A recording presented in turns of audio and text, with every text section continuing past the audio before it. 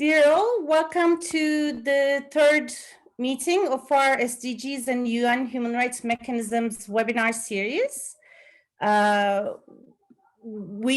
you all know, we look into the intersections of SDGs and the Convention on the Rights of the Child for this meeting. We will continue this webinar series until June. But before we begin, please allow us to remind you that we have translation in Spanish and French. So please select the language, even if it's English, that you would like to listen to the meeting in from the globe sign in your, on the bottom of your screen in your Zoom. Because we'll be switching between Spanish and English in facilitation and speeches, it will be great if you can already select it. Our accessibility coordinator is Andrea Vega Trancoso. She has already put in the chat directions for how to do the language translations, translation settings. And if you would have any accessibility problems, she is the best person to reach to. And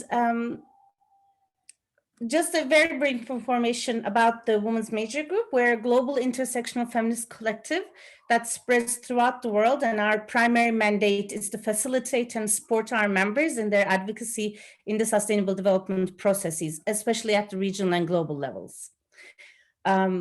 This meeting is for our members, but we have many esteemed speakers who are not our members yet. So we'll be recording this meeting and then uploading it to our social media to serve as a resource for the future. So we have an amazing panel of speakers. I just want to thank them just from the beginning right away for accepting this and enriching us with their expertise and experience. And without further ado, please allow me to give the floor to our one of our Europe and Central Asia organizing partners, Almudena Rodriguez. Almudena, the floor is yours. Thank you, Agnès, and thank you for everybody to be here for sharing this space. So, muchísimas gracias. Voy a pasar a hablar en español. Hay traducción simultánea, así que también se lo agradezco mucho a los traductores.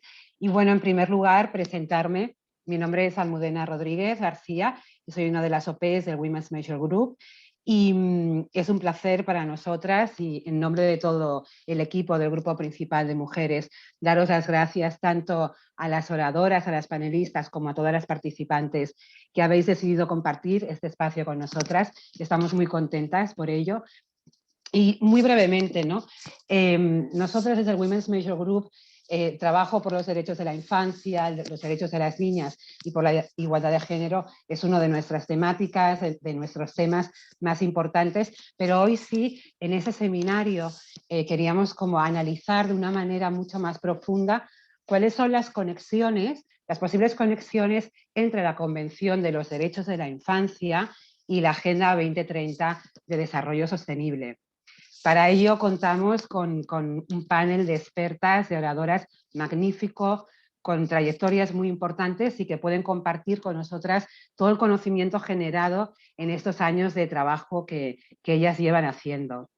Y estamos muy agradecidas nuevamente por tenerlas a todas ellas aquí.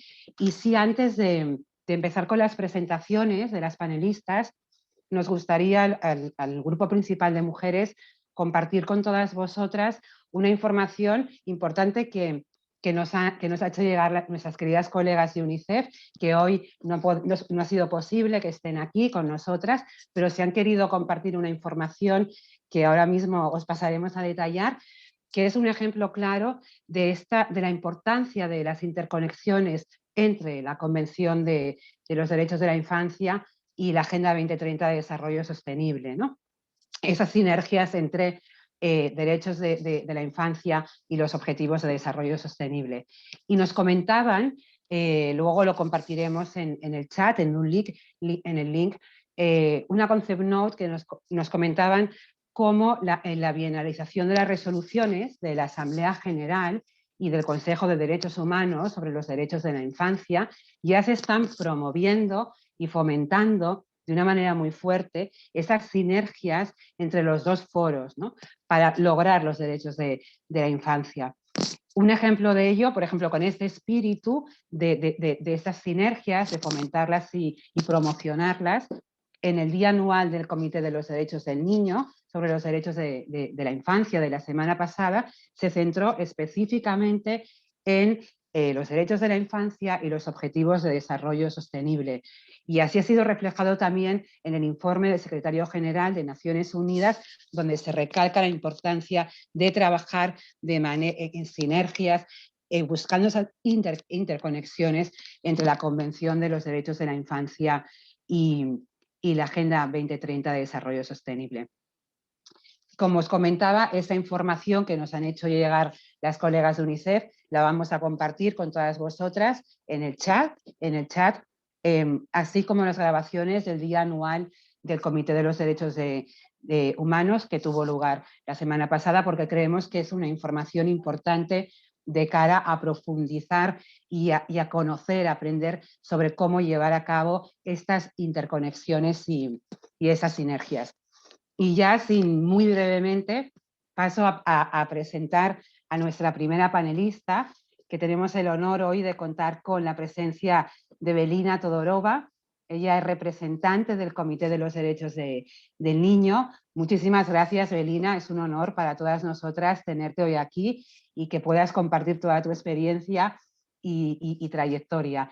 Y muy brevemente comentaros que, bueno, Velina Todorova es profesora asociada de Derecho Civil y de Familia, de Estado Civil y Protección Infantil en el Instituto de Estudios Jurídicos de la Academia de Ciencias de Bulgaria y en la Facultad de Derecho de la Universidad de Prodovir, también en Bulgaria.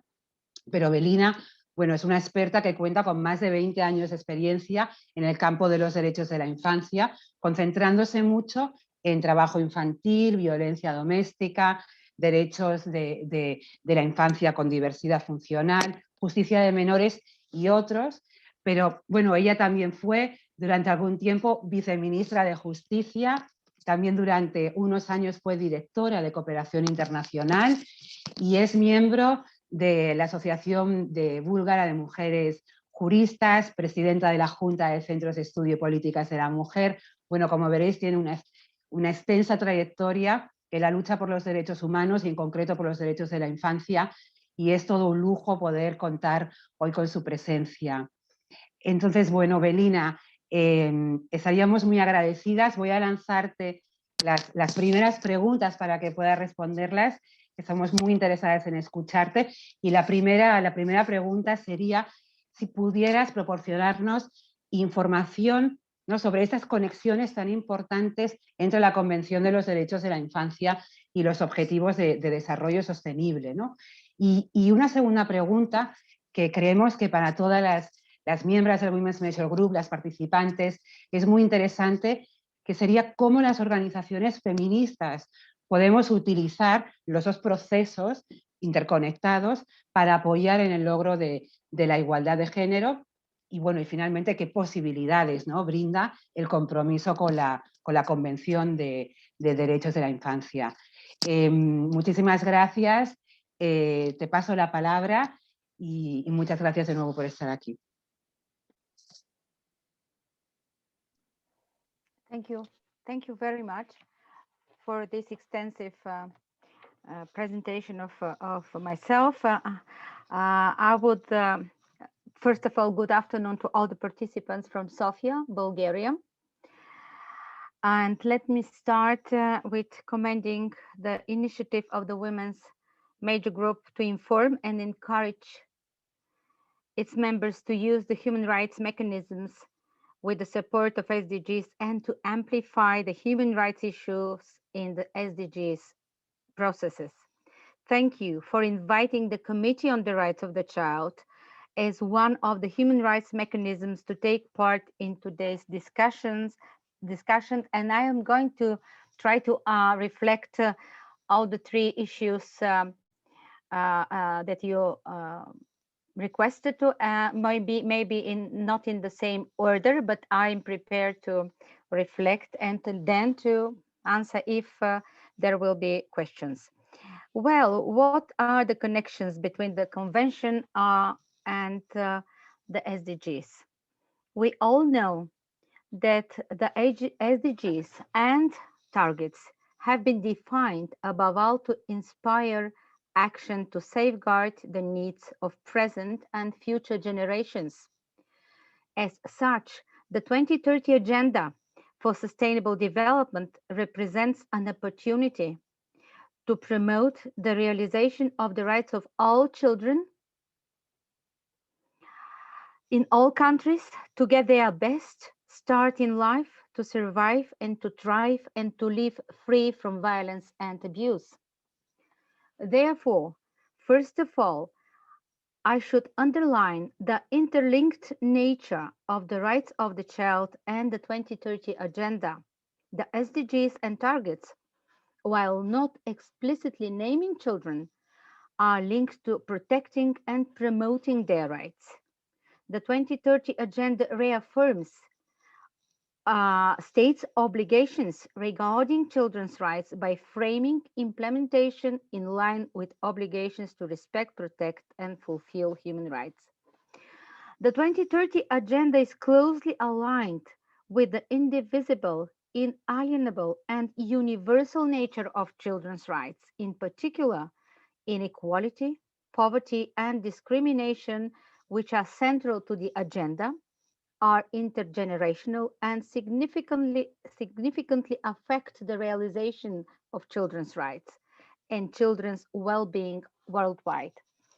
On the other hand, a rights-based approach to sustainable development can strengthen human rights implementation at all levels and advance children's rights. Next, the child rights and sustainable development agendas are multi-reinforcing.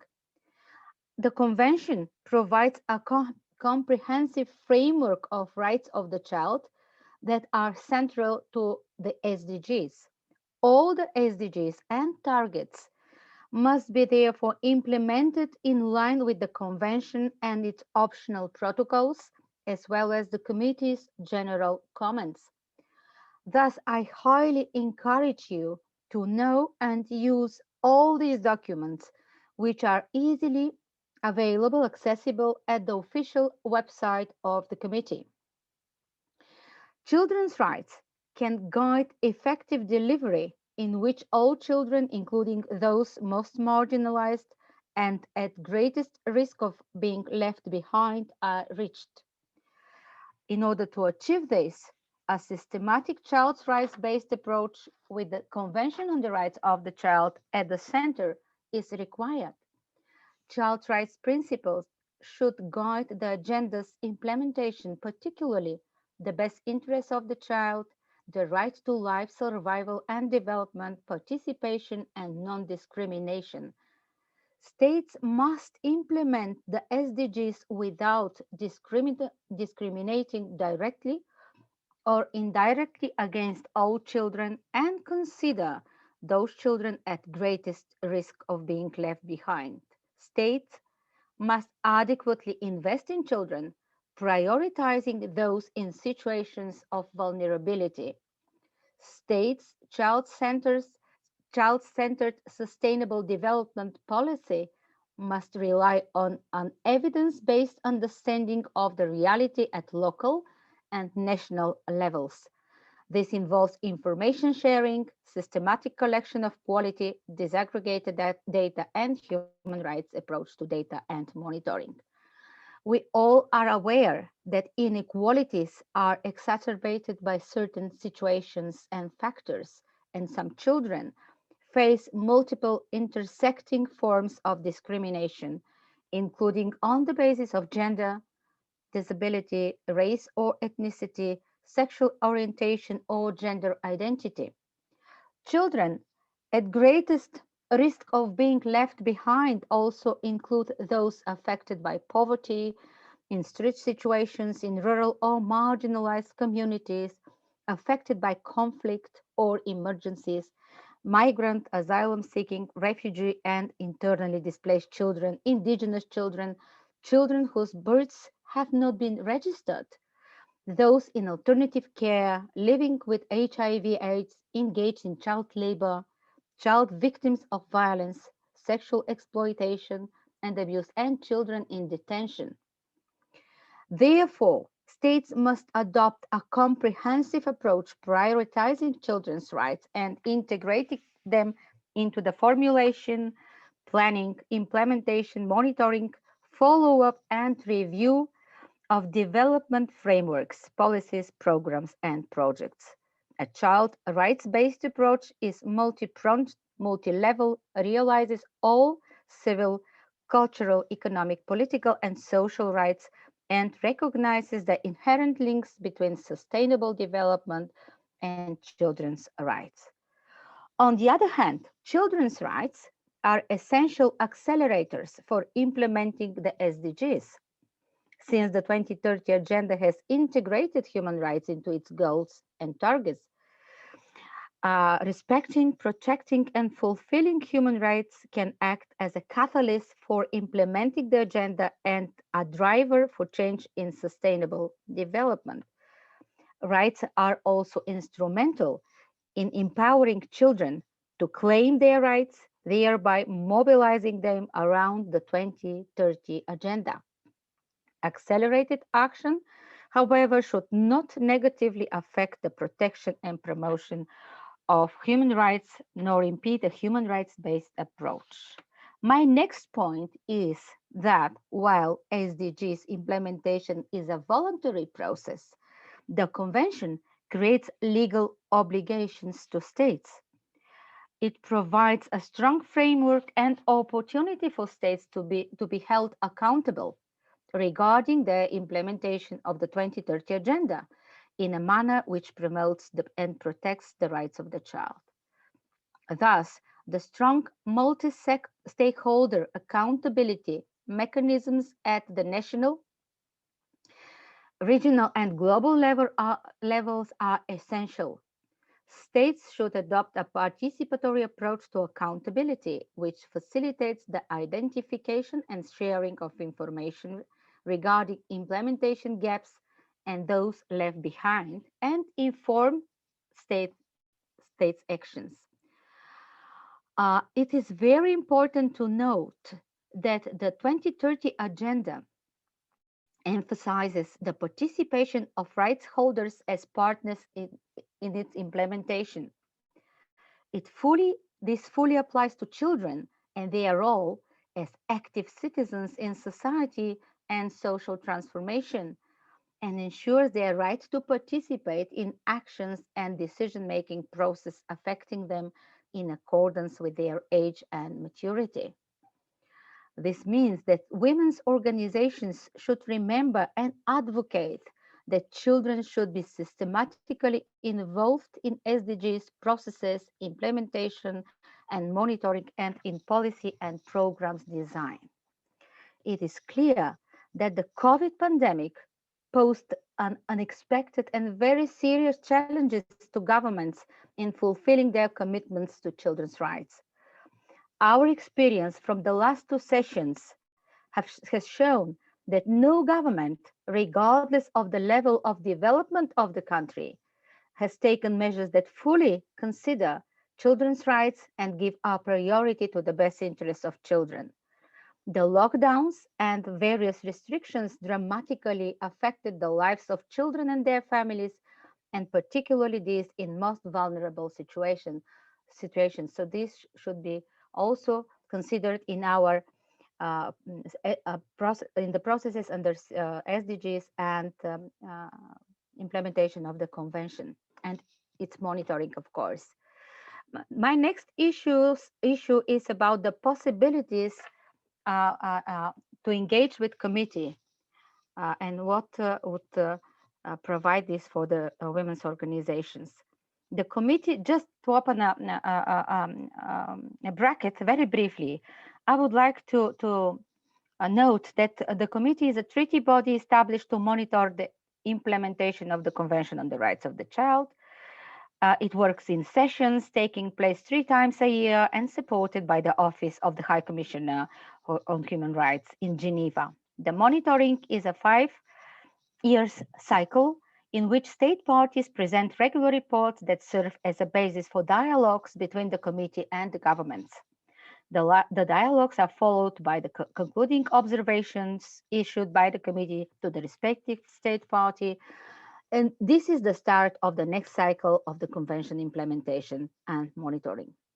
With the UN treaty body strengthening process taking place during the last years, the committee is moving to the so-called simplified reporting procedure, which aims to reduce the reporting burden on the governments, but also should not lead to decreasing the quality of monitoring, which is a concern of the committee. The COVID pandemic also and related travel and assembly restrictions affected the committee badly. The committee had to change its working modalities for a year and more. We are not having live sessions. We are not having dialogues with the governments, just for your information. So how engaging with the committee can support your work? Given the synergies between sustainable development and human rights reporting and analysis using available data on states' human rights progress can accelerate and transform states' implementation of SDGs. It helps to identify discrimination and inequality in those groups most at risk of being left behind and provide appropriate responses. Another benefit relates to the recommendations from the committees, which highlight actions states can take to target those furthest behind and ensure that no child is left behind. This data must be better utilized to inform and strengthen implementation and reporting on SDGs. Knowledge sharing and exchange of national level best practices at the high-level political forum and the Human Rights Council are crucial for an effective implementation which leaves no one left behind. Under SDGs, a very broad number of stakeholders are engaging with the process at national and local levels, including those who have not engaged with the Convention on the Rights of the Child before. If those stakeholders engage with our convention, it will help them to understand child rights, which in turn will strengthen child rights approach in the SDG process. On the other hand, SDG's international process has its own merit. It's annual, it's high level, it involves multi-stakeholders and could be highly inspirational. However, it also has limitations as it is based on voluntary national reviews aimed at peer learning and information sharing and is lacking the accountability mechanisms. Therefore, it is crucial that the commitments made by states through voluntary national reviews are linked to the monitoring mechanisms such as the Convention of the Rights of the Child. Excuse me, Velina. Yes. My apologies. Would you be able to please slow down for the interpretation? I'm sorry. It's all right. Thank you. I'm very sorry. No worries. Thanks. Okay. So I'm coming to my last issue, perhaps the most interesting for the audience, how the feminist organizations can utilize the two processes to support the achievement of gender equality.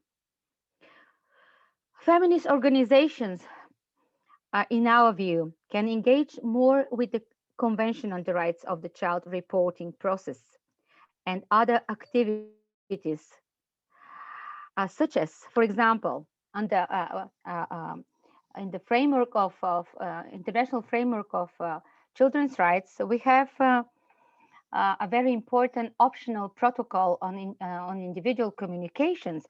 So feminist organizations could also engage with this, with individual communications under that protocol, of course, depending on the ratification status of the respective country. So bear this in mind. It is a very effective mechanism actually to strengthen the children's rights via individual communications cases. This means cases considered by the committee. Then another engagement is it was mentioned at the beginning, the day of general discussion. Committee holds such days biannually. The last day was planned to be held last year, but because of the COVID restrictions, it was moved to this year, September this year, and its topic is children's rights in alternative care. The preparations for this day of general discussions already started, so I encourage feminist organizations to take part and all the information actually you can find easily on the official website of the committee. Another area of engagement for feminist organizations could be the process of drafting of general comments. It's also a very transparent, inclusive process. The committee just finished and adopted the general comment 25, which is about children's rights in the digital environment. Generally speaking, general comments are the interpretations given by the committee on articles, certain articles of the convention, and the last one was on the digital environment and children's rights. The previous one was about children's rights in the child justice systems. So I would encourage you to take part in the drafting of the next general comment, and the subject area will be selected by the committee probably during the May session, and you will know about it later by the website. Well, another and last opportunity to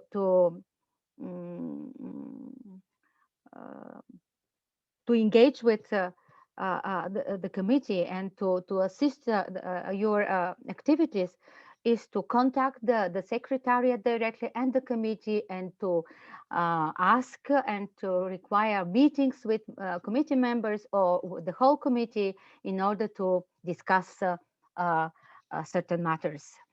On substantive matter, I would like to underline that non-discrimination is one of the general principles of the convention, and protection of girls' rights is an important component of the work of the committee. I would like to assure you.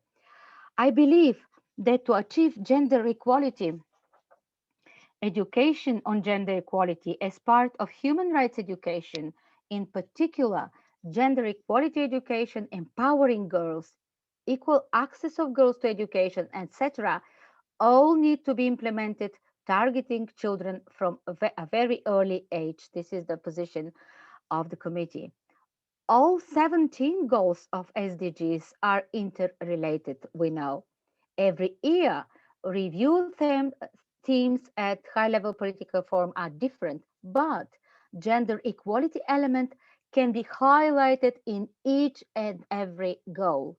As both CEDAW and CRC committees are active in linking their works to SDGs, feminist organizations can support the integration of CEDAW and CRC into the SDGs process by organizing also site events to highlight these linkages, providing relevant information on SDGs process at the national level in the submission to the CRC in the reporting procedures. Last but not least, you should know that in line with Resolution 37/20, the Office of High Commissioner of Human Rights provides child's rights inputs to the annual progress reviews on the implementation of the 2030 Agenda at the high-level political forum. This inputs paper reflect the responses to the call for submissions. So last report reflected 14 submissions from states, 1 from national human rights institutions, 1 from UN entities, and 8 from civil society. So I invite you to use this opportunity too. And thank you very much for your attention. Back to you, Chair. Sorry for taking a little bit longer, perhaps.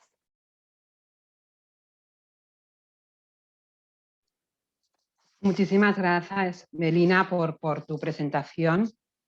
De verdad, porque has dado como con mucha información muy concreta, canales de participación de cómo poder, todas las personas que estamos interesadas, poder contribuir a estas conexiones entre la Convención y entre los ODS.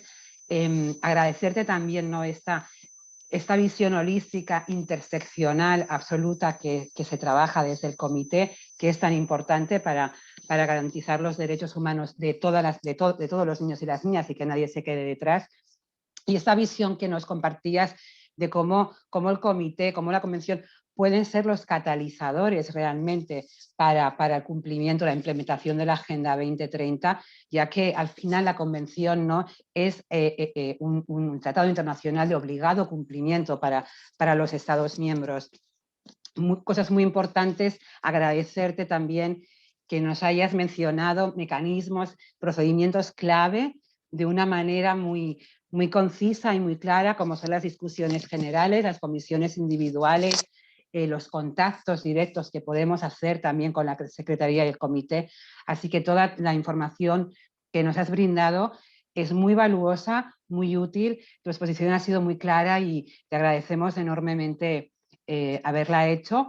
Quiero recordar a todas las participantes que estáis hoy en el webinar que tenéis siempre la posibilidad de formular todas vuestras preguntas en el chat y podemos ir contestándolas o al final cuando se abra el espacio de diálogo. Así que os invito a formular todas aquellas preguntas que veáis necesarias.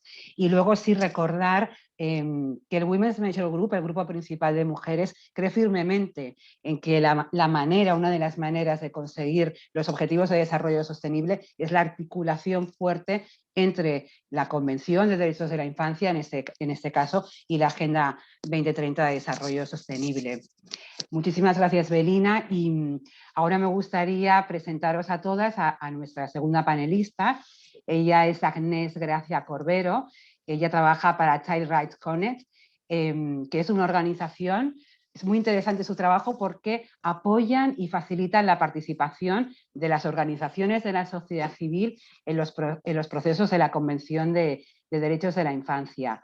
Agnès es punto focal del Child Rights Connect para el Consejo de Derechos Humanos de la ONU, así como oficial de programas para las regiones de América Latina, África, Medio Oriente y África del Norte. Es abogada internacional de derechos humanos, con un foco muy especial en derecho a la infancia, y el compromiso hacia los derechos de la infancia de Agnès es tanto personal como profesional, porque ella desde muy joven también ha participado y ha liderado en espacios de organizaciones juveniles. Antes de unirse a la organización en la que trabaja, Child Rights Connect, en mayo de 2019, ha trabajado para diferentes alianzas globales, para diferentes mecanismos de derechos humanos, ha trabajado en proyectos relacionados con la Comisión Internacional de Juristas, el Ministerio de Relaciones Exteriores del Ecuador, el Comité de los Derechos del Niño, y bueno, es licenciada en Derecho por la Universidad de Pompeu Fabra y máster interuniversitario en Diplomacia y Servicio Público Internacional. Entonces, bueno, Agnès, muchísimas gracias a ti también por habernos dado la posibilidad de contar contigo hoy. Y te lanzamos también unas preguntas muy concretas, y que la primera sería, bueno, ¿cómo apoyan, ¿no?, desde su organización a los grupos de la sociedad civil que desean incidir en la Convención de los Derechos de la Infancia? Una segunda pregunta sería si nos pudieras explicar un poco qué herramientas utilizáis para llevar a cabo esta interconexión, esta vinculación entre los objetivos de desarrollo sostenible y la Convención. Y si también, en último lugar, si podrías darnos algunos ejemplos concretos de los trabajos que realizáis para garantizar que las niñas puedan participar también de una manera sustantiva en el proceso de los objetivos de desarrollo sostenible. La palabra es tuya, Agnès. Muchísimas gracias de nuevo. Muchas gracias, Almudena, por esta presentación. Voy a compartir mi pantalla y voy a realizar la presentación de hoy en inglés.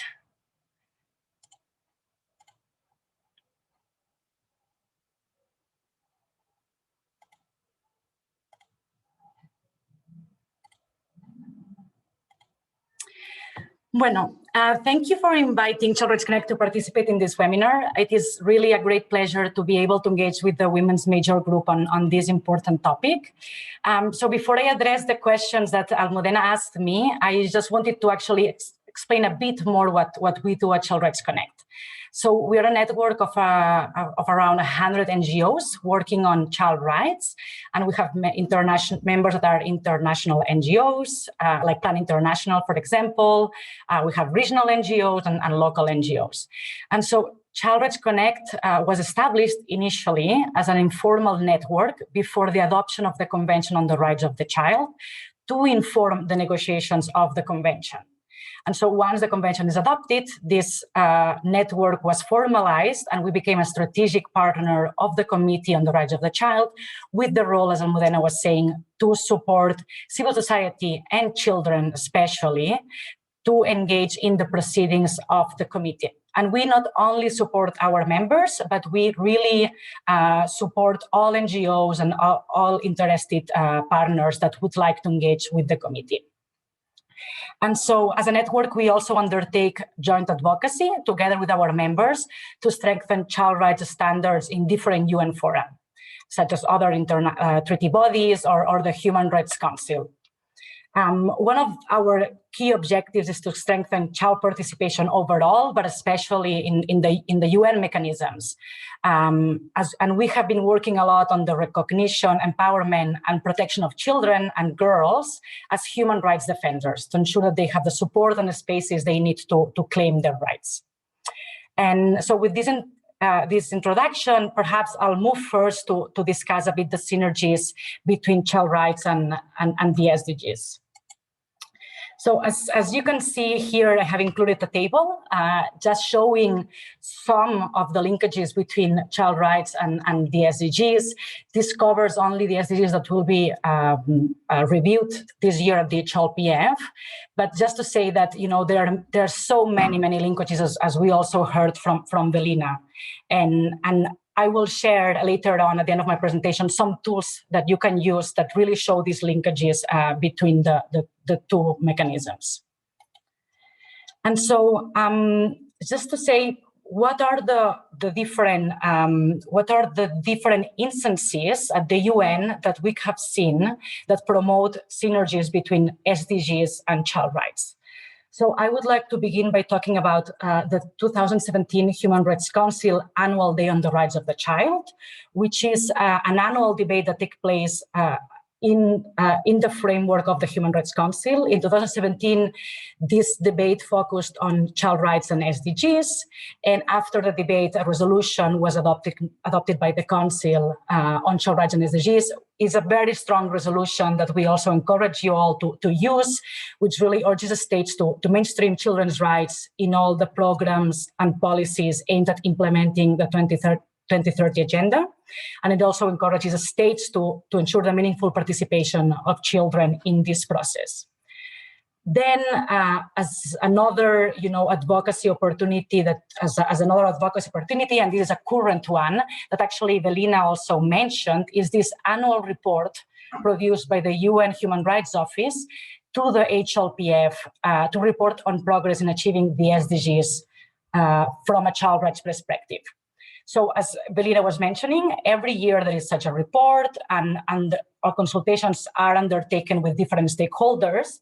But something that is rather new is that we at Child Rights Connect saw this as an opportunity to really support child participation and consultations with children and girls. And so last year we established the Child Rights Connect Force on Child Rights and SDGs. Is a task force of members and partners that we want to maximize opportunities on SDGs and child rights. And so with the task force, one of the first things that we did is to support the UN Office for Human Rights to consult with children for this annual report. And so throughout the month from November to February, we have been supporting consultations at the local, regional, and international level with children to provide input to this report that will be presented at the HLPF in July.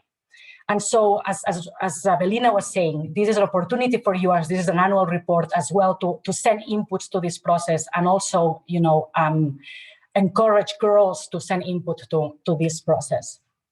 Then, as Almudena was saying at the beginning, we have also, as NGOs, capitalized on this biannualization of the General Assembly and Human Rights Council resolutions on the rights of the child. So up until like 2 years ago, every year, the General Assembly and the Human Rights Council were adopting an annual resolution on the rights of the child. States wanted to make this mechanism more efficient, and they decided to biannualize these resolutions, having every 2 years a resolution. And so what we did as a coalition of NGOs is that we wanted to capitalize on this process, and we told them to use this opportunity to strengthen synergies between the two fora. And so, as Almudena was saying, last week, in the framework of the Human Rights Council, there was this annual debate on the rights of the child, and it focused once again on child rights and SDGs, looking at what has been achieved since 2017, but also with the aim to inform processes that will take place at the UN, at the UNGA level, at the General Assembly level. So looking at having the main body for human rights discussions, which is the Human Rights Council, have a say on what's happening at the UNGA. And so one of the objectives of this annual day that took place last week is really to inform the discussions that are happening in New York. And for example, the resolution on child rights and SDGs that the General Assembly will adopt in the fall. And so we really are trying to make this connection between Geneva and New York. And so these are all opportunities that I think that you all can as well use in your advocacy. Moving to some of the key learnings. So as you have seen, there have been in the past few years different instances and discussions on child rights and SDGs. And as Velina was also mentioning, we think that it's very important that SDGs implementation is really grounded on international human rights standards, especially children's rights and gender equality. And so we keep encouraging everyone to use both the 2030 Agenda and the Human Rights Framework and accountability mechanisms such as the committee in a way that they reinforce each other. We have also seen, and I'm sorry because I'm reinforcing a bit what Velina said, but I think it's important to say that we promote a holistic approach to the 2030 Agenda that leaves no one behind by looking at the full spectrum of children's rights. Also civil and political rights, which we sometimes feel that are not considered as much as other rights in the SDG discussion, for example. And finally, we think that both the SDG platform, but as well like the child rights discussions by the committee, for example, are very, very good platforms to enhance civic space for children, especially girls, and strengthen participation of children and girls in both frameworks. So moving a bit to talk a bit about our work in supporting NGOs to participate in the committee's proceedings. So today I wanted to focus especially on the CRC reporting procedure, so the reporting procedure to the committee. As we've heard from Velina, there are many other ways to engage with the committee, but I thought it could be interesting to focus on this one, and as well because as Child Rights Connect, as I mentioned, we really support NGOs through the whole process of participation in the reporting cycle. Just to clarify that this is the standard cycle of reporting. As Velina mentioned, more and more treaty bodies are moving to a simplified reporting procedure, which is slightly different. But as most of the states are still following this cycle, I thought I would show this briefly, the standard reporting procedure. So you see that there's this is the reporting cycle. As mentioned by Velina, starts with the report of the state being sent to the committee, and then NGOs have an opportunity to send an alternative report. Then there is the pre-session of the committee, is an opportunity to meet with the committee, and is an opportunity to meet with the committee directly and share, what's the progress that you're seeing on child rights.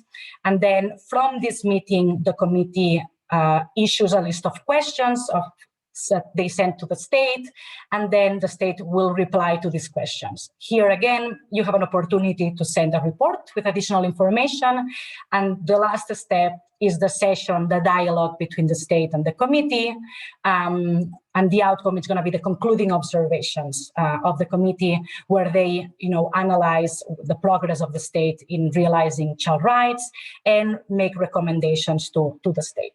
So, I have included here some arrows to show you different opportunities for women and girl human rights defenders to engage. So I have to say as well that the state, when preparing the report, they're also encouraged to consult civil society organizations. So that's also an opportunity for you. Not only, by sending different reports through the process. So that's something I just wanted to specify. And finally, I think it's important to say that children are encouraged to participate throughout the whole reporting cycle. And I think that you can have a very, very strong role in supporting children and girls to engage in the whole reporting cycle, from sending written information, like they can also meet with the committee. There's a specific meeting between children and the committee without adults. So that's something that is always, very interesting, because the committee can hear directly from children. So you can have this role in supporting children and girls to engage with the committee. So here there are some links to our website. We have a dedicated website on the reporting cycle where you can find all the information. Just quickly, to emphasize why it is important to engage in the reporting cycle. Well, I mean, as Velina was saying, the committees and accountability mechanisms, and they can make concrete recommendations to states. If we compare it to the process at the HLPF, which is voluntary, actually we have here a committee that can actually make concrete recommendations to the states. So I think it's important to say that it's an opportunity to, have the advice, the legal authority of the committee on what's happening in your countries. It's also a way to establish dialogue with government officials and influence the agenda in the country. It's a way to promote public scrutiny of government policies and open a debate on the status of child rights and SDGs in the country. And for me, I think the most important is really a way to empower and strengthen civil society at the national level. And by civil society, I also mean children and girls, and to empower them as defenders to contribute to achieve and claim their rights. So just to complement, I wanted to share from the civil society point of view, trends that we have seen in the committee's work in working on the SDGs. So we have seen that the committee includes regularly a paragraph in their concluding observations. So this is as mentioning, is a final document with recommendations that they send to states. And they regularly include this standard paragraph asking the states to inform how are they implementing child rights through the SDGs. They also ask the states during the dialogue with the states. So we think this is a very good practice by the committee. Then last week, during the annual Day on the Rights of the Child, we heard Benyam Besmoor, another committee member as well, explain that 2 years ago, the committee undertook an internal assessment. They analyzed 24 concluding observations because they wanted to improve their monitoring of the SDGs, which is extremely good to see the committee, trying to improve the way they monitor the SDGs. So actually, one of the realizations that they found through that internal assessment is that most of the clusters that receive the most of recommendations on SDGs are the one on disabilities, basic health and welfare, education, leisure, violence against children. And compared to those pertaining to civil rights and freedoms, we can see that actually there are way less recommendations on civil rights and freedoms and special measures of protection, for example. So one of the key conclusions that Benny shared last week was that actually, you know, as Velina was saying, although most of the recommendations, perhaps in the concluding observations, refer to economic and social and cultural rights, the SDGs are relevant for both economic and social and cultural rights, but also civil and political rights, which is, you know, a very, very important message from the committee. And finally, as Velina was saying, they have done a lot of work in pushing states to do better data collection, information management, and enhancing investment in children, etc., which is extremely important. So finally, so I've been asked to share some tools with you. So I have included here some tools that you can use. There is this very useful mapping made by UNICEF on how the Sustainable Development Goals compare to the convention, and like it goes through all the indicators and how you can use the indicators to report to the committee and the HLPF. It's an extremely useful tool that I recommend everyone to use.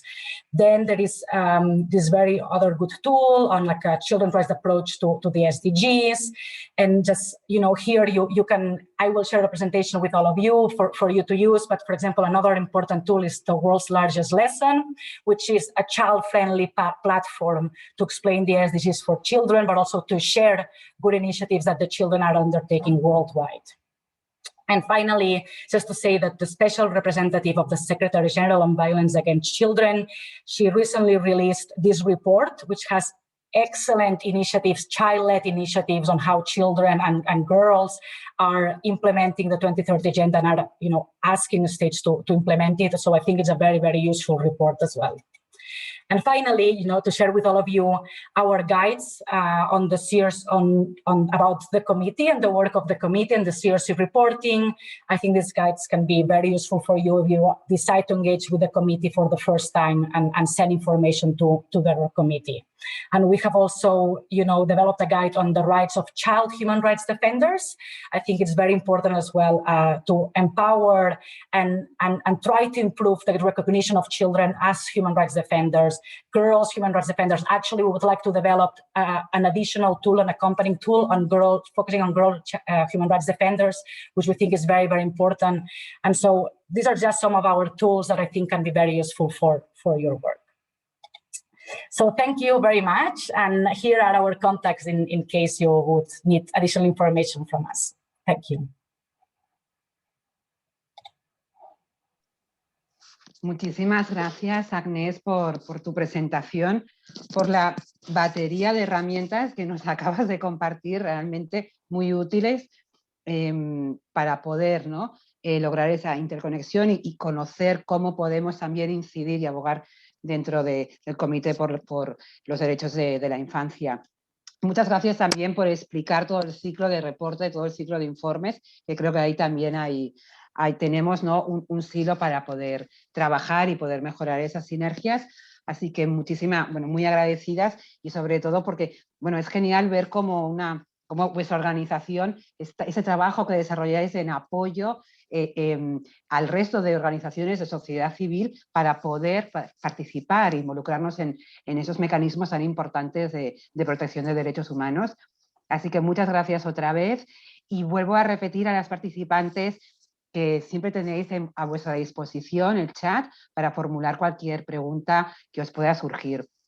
Y ahora brevemente paso a presentar a la siguiente panelista. Ahora abrimos el turno a lo que serían las representantes también de organizaciones miembros del Women's Measure Group, y que compartan ellas toda su información y conocimiento sobre las interconexiones entre la Convención y los ODS. En primer lugar, querría presentaros a Sophie Lois, de Plan Internacional. Sophie Lois trabaja como representante de Plan Internacional ante las Naciones Unidas para Ginebra y Nueva York. Tiene una amplia experiencia en liderazgo internacional y en operaciones humanitarias y en defensa global de los derechos humanos, centrándose en concreto en los derechos de la infancia, la igualdad de género y la justicia social. Además, es miembro activa de la Junta Global del International Gender Champions, que es una red de liderazgo de alto nivel que opera en Ginebra, en Nueva York, en Nairobi, en París, en Viena, y que es una red que tiene el objetivo de juntar a tomadores de decisiones, a hombres y mujeres, para eliminar, para romper las barreras de género. Y bueno, Sophie, tiene una maestría en ciencias sociales y ha trabajado en muchos países, en Europa, en África, en América, en Asia, y habla multitud de idiomas. Hoy se va a dirigir a nosotras en inglés. Y bueno, Sophie, agradecerte muchísimo tu presencia. El turno es tuyo y deseando escucharte, que puedas compartir con nosotras todo tu conocimiento. Muchas gracias. Oh, thank you so much, and thank you for inviting Plan International.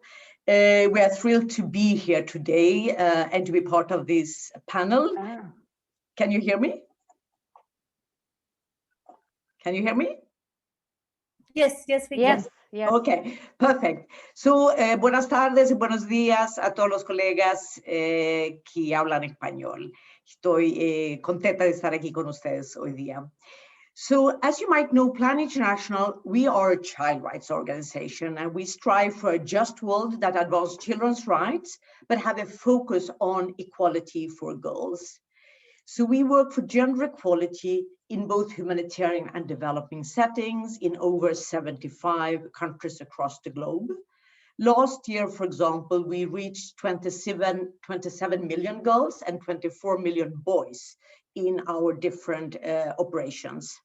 And our work is inspired by the CRC, CEDAW, and the SDGs, because we do believe that without gender equality, no other goal can truly be met. What I would like to speak with you here today a little bit is to talk about the SDGs and human rights, but also link it to girls' rights. So first, I wanted to say that we do have a manual. It seems we have a lot of different resources that we'll be sharing with you. So you will have a panoply of materials. So we developed this manual a couple of years ago, which links rights, not only children's rights, but rights in general with the SDGs. And the idea with this is to see which are really the human rights obligations there. Because as Velina was saying previously, the SDGs, they are not legally binding. And we believe that it's really important to do these connections so that we add a level of accountability to the SDGs, because otherwise that accountability, legal accountability, might be missing in the follow-up and review mechanisms of the SDGs that take place. So, talking about the Convention of the Rights of the Child from a girls' rights perspective, I thought that might be an interesting piece to raise here among groups of feminists. So we were thinking that claiming girls' rights starts actually with understanding what girls' rights is. We made an in-depth study on girls' rights, which we call Girls' Rights or Human Rights, and it looked into whether international human rights frameworks actually adequately addresses girls' lived realities or not, and also how we can advance them. And that is a resource I will share with you. We will put it in the chat later on in this meeting. And I recommend you to look at it because I will just briefly touch on a few of the elements in it. And we found that although international law actually safeguards the right of all human beings, only a few provisions mention or attribute rights to girls specifically. And while it's true that the Convention of the Rights of the Child and the CEDAW together form the cornerstone of girls' rights, they lack specificity and focus on intersectionality. The CRC obliged states parties to ensure that each child and boy or a girl within their jurisdiction has all the rights which are recognized of the convention. That's true. And we can also know that nearly all countries in the world have ratified the Convention of the Rights of the Child. But the convention does not explicitly mention girls. They guarantee the rights of children without discrimination. That is true, but it's not mentioned. So this failure to account for the intersecting identity of girls result in a not adequately protecting and promoting the rights of girls. Their rights and their particular challenges become invisible. And we know that at the time when the CRC was designed, it was meant to be gender neutral. That was the best way to include everyone, was the thinking at the time. And it's still, while being gender neutral, it actually encompasses many more people compared to very masculine formulation in some of the other treaties.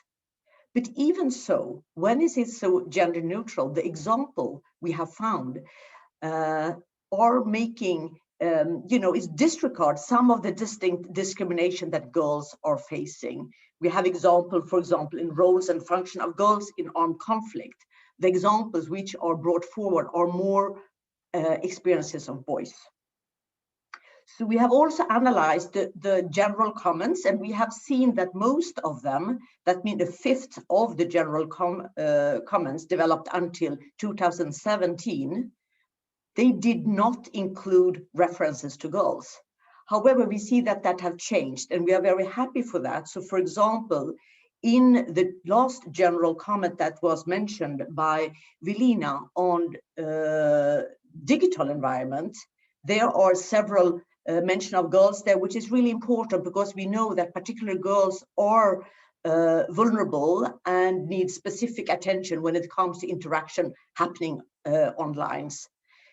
In the concluding observation, which are the recommendation that the committee has given, they do specifically talk about girl-specific needs and their lived realities. So in practice, how it's implemented, girls' rights are coming forward in their recommendation, which is really great. We as an organization, we try to submit as many reports we can together with child rights national coalitions, sometimes by ourselves, and we try also to seek opportunity to submit input to advance children's rights in the different ways that were both outlined by Agnès and Velina. So I would really recommend all of you to use these tools and possibility to bring forward specificity for children and also for girls' rights. In our report, when we also looked at girls' rights, how are they featured in the SDGs? We see that their specific needs are acknowledged on a few areas. We have it in the education one, which is goal 4, gender equality, goal 5, water and sanitation, goal 6, malnutrition, goal 1. So they are mentioned there in different ways and draw the attention that asks states to pay specific attention to needs of women and girls to achieve, for example, access to adequate and equitable sanitation and hygiene, for example. So to conclude, I would say that millions of girls, they continue to struggle to claim their rights, and states are not providing enough protection. So we must continuously question why girls' rights are not being met and ask what needs to be done. So the current interpretation and application of international human rights instrument is simply not enough to protect them from marginalization. So I think here, I would like to give you a few recommendations that I hope could help you in your advocacy works to enhance girls' rights and to protect them better. One is that we need to single out their rights, to articulate their rights and need in a way that never have done before, because that would be that we need to have, to really accept what we call the girls' rights discourse and recognize the realization of the rights of girls as an objective in itself, but also attach a greater importance to the empowerment of girls through their life cycle, starting in early childhood. And of course here, involving them, listen to them, are some of the key elements, the empowerment. Girls at all stages of their early lives face distinct obstacles that will only be addressed when the double burden of discrimination on the basis of age and of gender is acknowledged. This is the intersectionality piece, and we could, of course, add other intersecting identities to this. Targeting action should also be to not stigmatize or isolate girls, but compensate for the consequences of gender and age-based inequalities, such as long-term deprivation of rights to education and healthcare. We need to make them more visible, and we need to avoid and refrain from using gender-neutral language, but instead spell out the rights and needs of girls if in reality they have been disproportionately affected. Because sometimes by doing that, we would see that girls has been affected in a certain way, but also with the gender lens, we might see that boys has been affected in a certain way and need specific attention in a different way. We are also in favor of an increased collaboration and interaction between the CRC and CEDAW committee to strengthen the focus on girls, and that both knowledges could actually be mutually reinforcing. And another one, which is important, is the withdrawal of any reservation from the CRC and the SDGs, and of course of CEDAW. And we see that many of the reservations that exist on these treaties and on the SDGs are actually affecting girls' rights. So I think that is what I would like to share with you now. I'm open, of course, for any questions later on, and I will share the resources with you in the meeting. Thank you so much for your attention. Muchísimas gracias, Anne-Sophie, por compartir estas extensas experiencias del trabajo del plan internacional. Muy interesante, ¿no? Escuchar la invisibilidad, la falta de presencia de los derechos de las niñas en la convención y esa necesidad de seguir mencionándolas, de tener que incluirlas desde un enfoque de interseccionalidad. Gracias también por la batería de herramientas que nos ofreces a todas nosotras. Y muchas gracias. Y ahora ya pasaríamos a escuchar a la última de nuestras panelistas, de nuestras oradoras de hoy. Ella es Heather Barclay, que nos alegra también mucho poder compartir el trabajo con tu organización, con Girls Not Brides.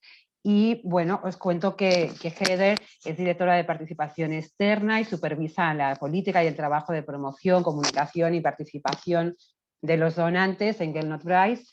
Y antes de unirse a Girls Not Brides, fue Senior Advocacy Advisor en la Federación Internacional de Planificación Familiar, donde lideró el compromiso de la IPPF con el sistema de Naciones Unidas en nombre de las asociaciones miembros y socias colaboradoras de la IPPF, ¿no? Ha desempeñado multitud de cargos en temas de derechos humanos, como jefa de derechos humanos en la Comisión de Igualdad y Derechos Humanos, en la Oficina del Alto Comisionado para los Derechos Humanos. Ha trabajado en el Instituto Británico y contaros también que tiene una licenciatura en Ciencias Políticas de la Universidad de Carleton y una licenciatura en Jurisprudencia en la Universidad de Oxford. Entonces, Heather, darte las gracias por compartir ese espacio con nosotras y lanzarte también una serie de preguntas, que la primera de ellas sería, ¿podrías hacernos saber cómo utilizar los diferentes instrumentos internacionales en su trabajo, en el trabajo de vuestra organización, para abordar en concreto el tema de los matrimonios infantiles, precoces, forzados, desde los diferentes marcos, ¿no?, de protección de derechos humanos? Muchísimas gracias, Heather. El floor is yours. Great, thank you. Great. Thank you so much for that, and thank you to all the speakers that have come before. It's really exciting to get different views and different perspectives on how we address this issue of child rights within the spaces we operate. So I'm going to take a little bit of a different tack. I just want to double check if people can see my screen. Well, apologies for it being in English only. I hope that isn't too much of a barrier. I'll be using the translation CEFM to mean child early and forced marriage. So I'm using that as a sort of a study to see how we can apply human rights instruments, including the CRC. So a little bit less legal and less technically focused than some of the other expert speakers, and more thinking actually, how do we use international human rights instruments? The other thing I'll say is I sometimes talk quite quickly, and so if I do, I just ask any participant or the interpreters just to speak up and just let me know. I can't see the chat box when I'm screen sharing, so just put yourself off mute and tell me to slow down. It won't hurt my feelings. So the place I want to start is, what are the uses of international human rights norms? And we've talked a lot today already about using instruments like the CRC as direct accountability instruments. So using that space to specifically hold governments to account. They can also be effective as standard setting.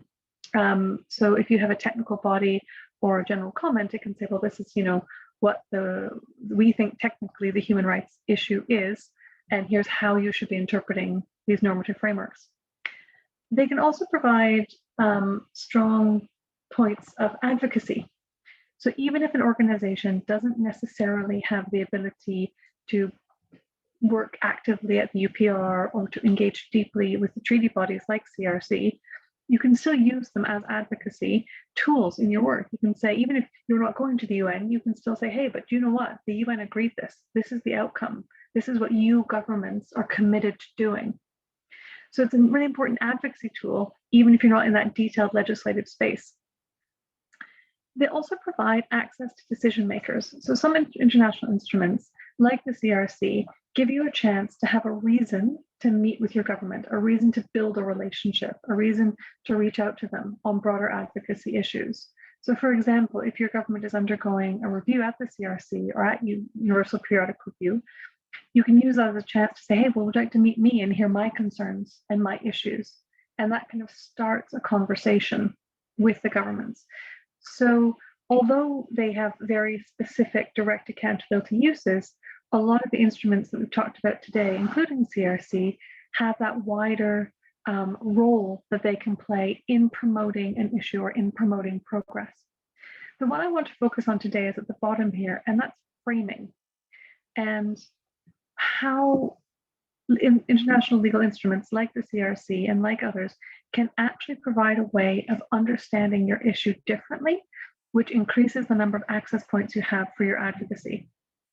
So if you take an issue like child early and forced marriage, you might think to yourself, that's a child rights issue. I have to work at CRC, and that is the only avenue I have to change. I'm using child early and forced marriage as a case study, but it's applicable to other areas. In fact, when we then look actually at where an issue like CEFM appears, this is very, very legal highlight. I can feel the lawyers on the call being like, oh, you've missed something. Very legal highlight. What we see here is actually the CRC doesn't explicitly address child marriage. It doesn't use those words. It talks about other rights, to be free from abuse, sexual abuse, exploitation, talks about the right to health, right to education, super, super applicable to the issue of child early and forced marriage, but not specifically on that topic. What it does do is set the age of maturity at 18. So what we see already with the CRC is it offers us an entry point into the issue of child marriage. It doesn't actually address it specifically. CEDAW, Article 16 is actually where we find child marriage being brought up. That's in 1979. And in that Article 16 is where we actually find a human rights standard that says the betrothal and marriage of a child shall have no legal effect. Right? So that's actually where we find our child marriage legislation.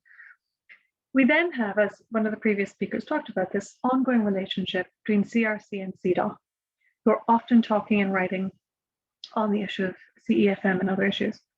And there what we see, especially in General Comment 18, is that they're collectively taking this idea of capacity and nuance around age that comes out of CRC. They're adding that to this concept of child marriage that appears in CEDAW, and adding a lens of social norms and social determination to it, and coming up with a kind of, again, a slightly different evolution of how we understand child marriage and the steps government should take. Then we almost, in a way, from that point, from Geneva, cross the ocean, and we go to New York, and we go into a development space, and then we see the Sustainable Development Goal target on eliminating all harmful practices, including child early and forced marriage. So If we think of these international instruments we have, not just as tools for direct advocacy and direct accountability, but as tools where we can frame our issue, what we wind up with is a really broad understanding of what child marriage is, and then how we can use those tools to affect change. So with these, and I've just focused here on the SDGs, the CRC, and CEDAW. With the first definition of CEFM and CEDAW, what we see there is it's grounded really clearly as a gender equality issue and as a human rights issue, right? That's what the CEDAW framing gives us. They say this issue of child marriage, child or unenforced marriage, is about gender equality, but human rights. It also gives us a grounding to say this is something where we expect national action, and we've got a national mechanism that will help us respond to this issue. And it's also a space where we see technical standards being set. It's a space where the experts of the world are coming together and saying, this is how we understand what this issue means, including through working with CRC. Then with the CRC, again, using the issue of child marriage, what we see there is a really clear definition of obviously focus on children, clearly. It's what it says on the tin, but very much as rights holders and active participants, right? So it's not a kind of a top-down protective mechanism. It's a mechanism that says, children are whole and they have a sense of evolving capacities, and they should be active players in the decisions that affect them according to those capacities. Again, we also see in this space national focus. You've got the accountability mechanisms through CRC, and we also again see that technical standard setting role. Then we go to the SDGs, and we have a very different lens on this issue. We've got a development focus. It's not as much about human rights in the UN framing, though that human rights are referenced. It's a development document, and it's saying child marriage is important for sustainable development, not for human rights, although it does recognize the interplay. It reinforces the gender equality lens by placing it within Goal 5, by saying this is a gender equality issue. So we saw that in CEDAW, it comes out again. It also puts it within a harmful traditional practices frame. So that's something you see in the human rights language throughout the years, but the SDGs squarely put it not just in ending violence against women, but it kind of pulls it out and says this is a harmful traditional practice that needs to be addressed. It also sets specific targets, which the human rights mechanisms don't. And we're still optimistic. 2030 is only 9 years away. We will get there. I'm sure we're all hopeful for the goals and targets we hold close to our hearts. It's national implementation, and it is setting a global standard. And the SDGs are important because what they have done is drive that sense of this is the global standard. This is the direction that the global and international community is aiming for vis-a-vis sustainable development. So it doesn't carry that technical standard setting, but it does carry a political standard setting, which I think has been important in terms of our discourse around sustainable development. And so now you're all thinking, well, this is great. Why are you talking about this? This is not about how we use international instruments, Heather. This is about framing. Hear me out. One more slide. So if we understand that an issue like child marriage appears in all of these different places, and all of these different places put on a different lens or a different understanding of that issue, as a child rights issue, as a gender issue, as a development issue, what that gives us access to is a wide range of places where we can then use different spaces to actually influence the agenda. So if we look at child marriage as a gender equality issue, right, which is what CEDAW gave us and what the SDGs reinforced, that means we can go as advocates to the Commission on the Status of Women and say to them there, hey, well, if you're talking about violence, child or enforced marriage is an issue, that needs to be part of your agenda. We can go to CPD, the Commission on Population and Development, and say, if it's a gender equality issue, it's a population issue, it's very much framed in a feminist lens. How are you addressing that issue in that space? And similarly, it's been a big focus of a lot of our advocacy around the Beijing +25 process. I realize these are not black and white categories, and some of you might think, oh, but doesn't Beijing belong in human rights? There's blurring. You have to, when you've got smart art, you've got to choose a box to put things in. But because CEDAW gave that frame of gender equality reinforced by the SDGs, we can then say, do you know what, this needs to be in a Beijing space. So we're doing a lot of advocacy around the action coalitions, Gender Equality Forum, to see how you're representing that. Because we have overall the human rights framework, around the issue of child early and forced marriage, it means we can also use human rights spaces to advance the agenda. So UPR becomes open to us. If it was only a development issue, it would be harder to bring into UPR. It's always possible, but it's harder. But because it has that strong human rights basis, we can go to the Universal Periodic Review and say, hey, you know, country X or country Y, I want you to be changing your policies, your implementation, your laws on this question. And similarly, it means we can use the Human Rights Council to advance recognition and action on the issue of child early and forced marriage through Human Rights Council resolutions. Because the SDGs framed it as a development issue, they said, you know, child early and forced marriage isn't just a human rights issue, it's a development issue, which a lot of us working in the field would know. That also means that we can now use that SDG forum to be making a case for implementation, funding, action. And we wouldn't have had that ability to bring it into an SDG lens if we didn't have that SDG framing, that development framing. Similarly, it's an issue at the HLPF, High-Level Political Forum, which of course is reflected as part of the SDG mechanism. And it also is an issue around ICPD plus 25, which equally could be in the gender box or the human rights box, but again, you got to pick a box when it comes to slides. So again, having that assessment, having that definition of child early and forced marriage means that you can go to other spaces and start using those spaces to advocate for change and implementation. Finally, because again, it's a CRC issue, it's a child rights issue, that framing means that you can have access to conversations around gender responsive child protection, around campaigns and networks to end violence against children. And you've got that strong basis because you see the issues raised through the CRC. So when you talk about issues around access to education, you talk about access to healthcare, the right to be free from abuse and violence, all of those CRC issues apply and resonate into the child marriage agenda, which means you can then use those spaces to be pushing your advocacy in that particular context. So although you might have a particular issue that you think falls into a certain box, you might think child marriage, CRC, I must only work in that space.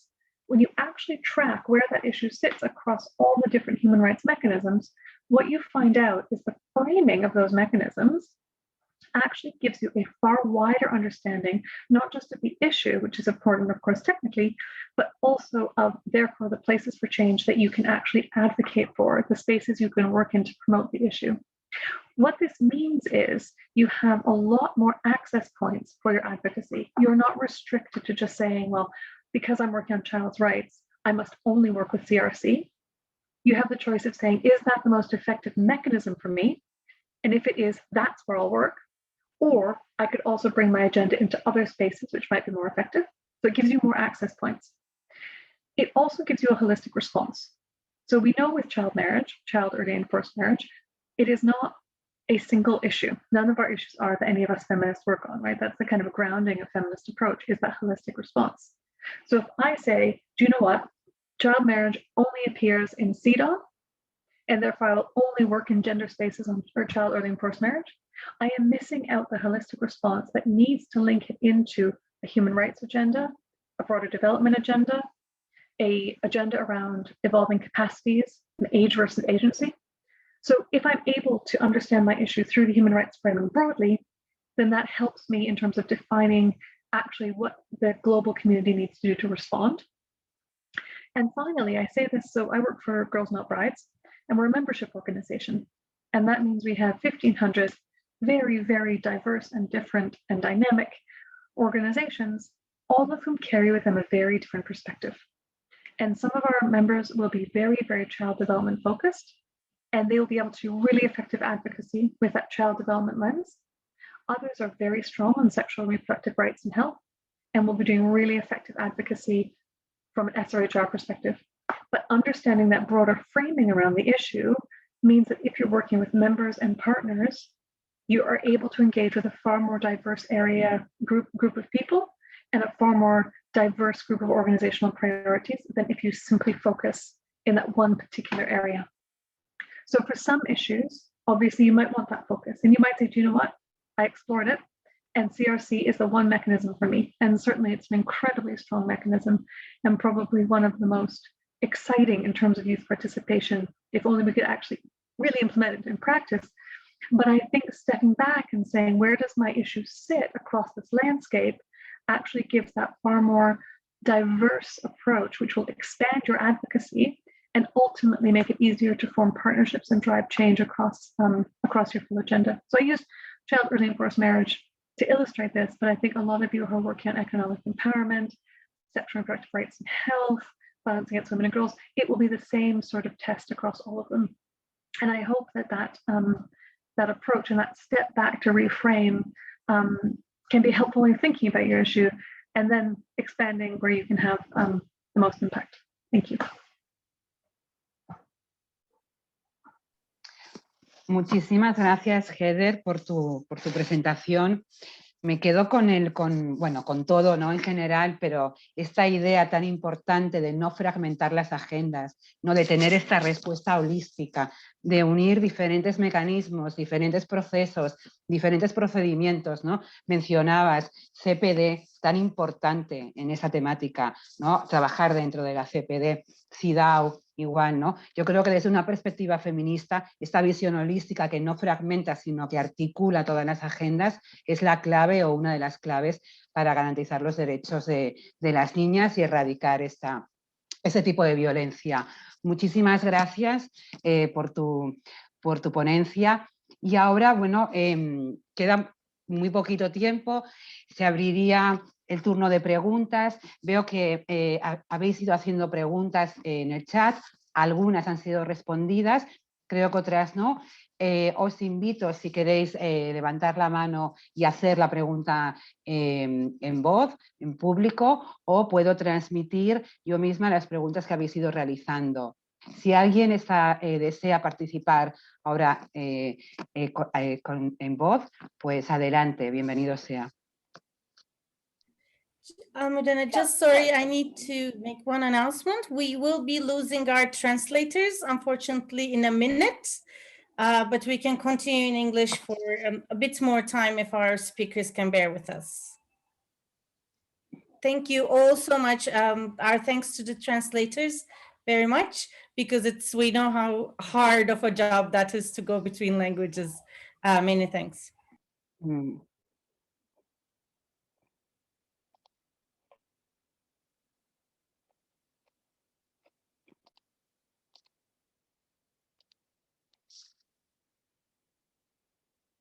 Marta, I can see you, Marta. You can make a question. No, but I would like to make a statement sometime.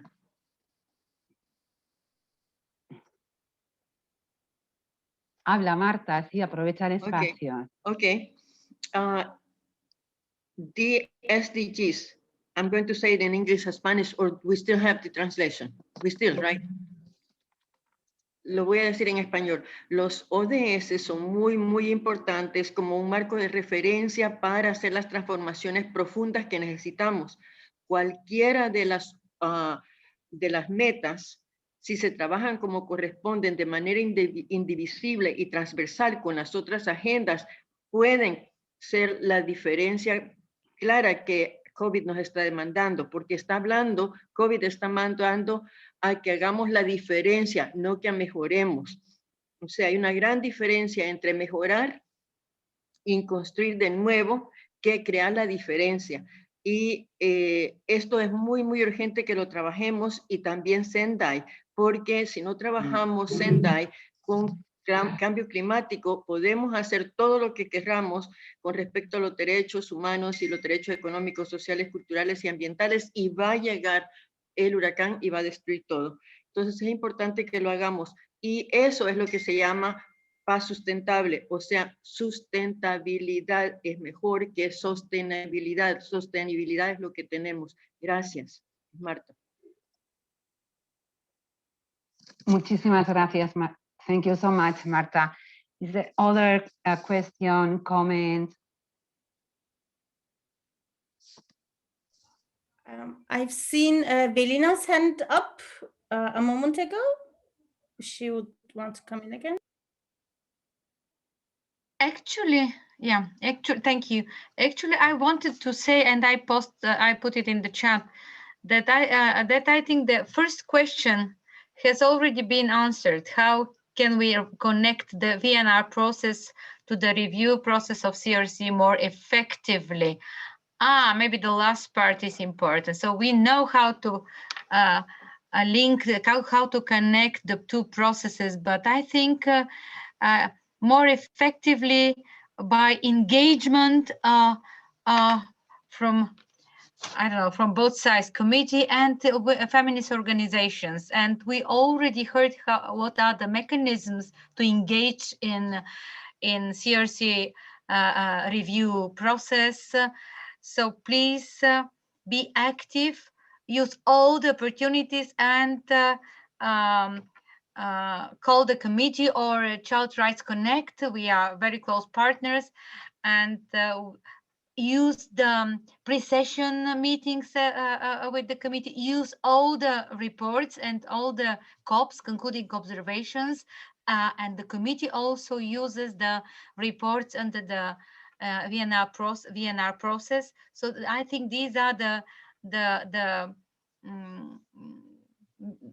mechanisms that could reinforce the process or the review process and the both mechanisms. Thank you. Thank you so much. So the webinar is over. We don't have enough time to keep on speaking, but thank you for all the panelists. Thank you for sharing your knowledge and great experiences. Thank you also for the participants for being here with us, sharing this space. And obviously, we will share the questions with the speakers, and we will send to you with the answer and the rest of the notes. So thank you again. Thank you so much for all the panelists and for your time. I hope see you soon. I hope you see you soon, very soon. So sorry. Thank you very much. Thank you everyone very much for joining us today. It's been wonderful. Hope to be in touch again. Goodbye.